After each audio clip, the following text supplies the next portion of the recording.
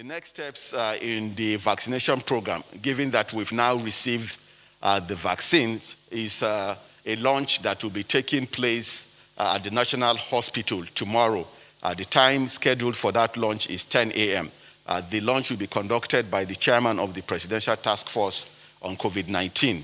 So the plan is to vaccinate the frontline health workers that work in the treatment center of the National Hospital.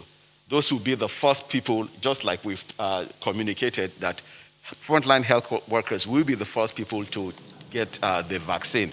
After that, the plan is to vaccinate Mr. President, Mr. Vice President, and strategic leaders on Saturday. Again, we're hopeful that when Nigerians see leaders like Mr. President and the Vice President take this vaccine, it will increase their confidence around the safety of the vaccines. As you're well aware, even before the vaccines arrived in Nigeria, there was a lot of hesitancy. And we have seen in the last few weeks how from up to 75% of Nigerians indicating that they will not be taking this vaccine to just about 25% who are saying they will definitely not take this vaccine.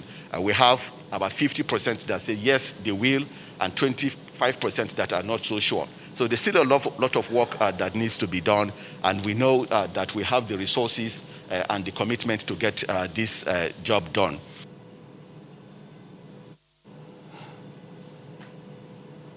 Meanwhile, NAFDAC says the process will be monitored to guarantee safety.